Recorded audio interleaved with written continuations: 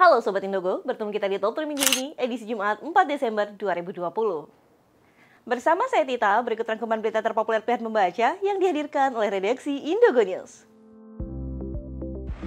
Berita pertama dibuka dengan kecelakaan lalu lintas yang menyebabkan seorang warga negara Indonesia tewas di lokasi kejadian, sedangkan satu orang lainnya cedera.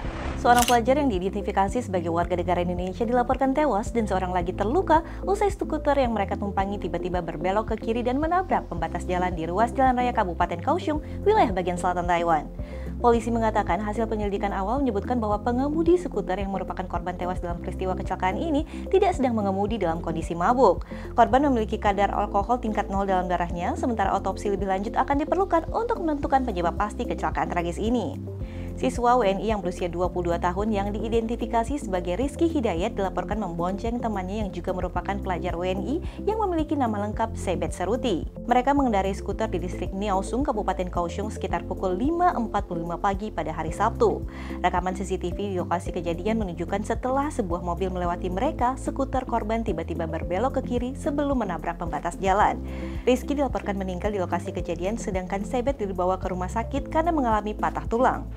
Berita kedua dilanjutkan dengan buntut panjang kasus TKI yang dinyatakan positif corona usai tiba di Taiwan. Akhirnya otoritas kesehatan Taiwan memutuskan untuk menghentikan pengiriman tenaga kerja dari Indonesia.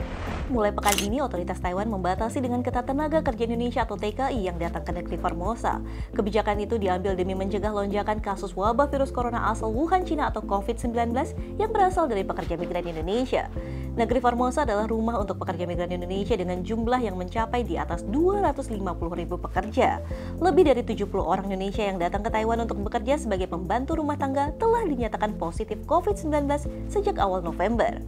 Pusat Komando Epidemi Sentral Taiwan atau CECC Taiwan mengatakan bahwa pihaknya akan menangguhkan masuknya pekerja migran Indonesia dari tanggal 4 Desember hingga 17 Desember 2020.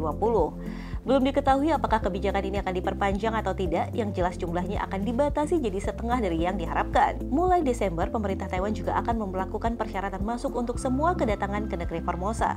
Semua yang akan masuk ke negeri Formosa, termasuk warga asli Taiwan, juga harus membuktikan bahwa mereka negatif COVID-19.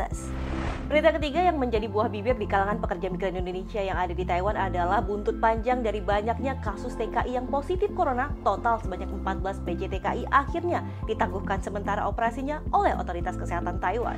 Buntut panjang di pertambahan kasus-kasus baru wabah corona dari pekerja migran Indonesia bukan hanya menyebabkan penghentian sementara pengiriman TKI ke Taiwan, akan tetapi bertambah pula jumlah PJ TKI atau agensi tenaga kerja TKI yang tidak diizinkan mengirimkan pekerja ke negeri Formosa. Otoritas Taiwan menambah daftar panjang perusahaan agensi pengiriman tenaga kerja Indonesia ke Taiwan yang ditangguhkan sementara waktu akibat sejumlah TKI yang datang ke Taiwan positif corona.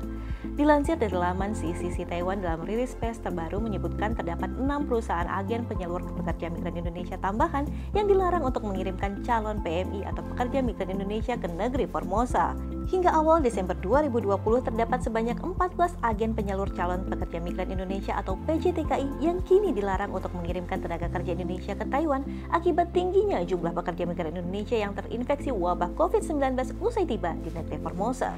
Demikian tadi rangkuman berita terpopuler pilihan membaca yang tayang untuk Top 3 minggu ini. Jangan lupa dukung kami dengan like, share, dan komen video ini. Terus saksikan Top 3 minggu ini yang tayang setiap hari Jumat hanya di official channel Indogo.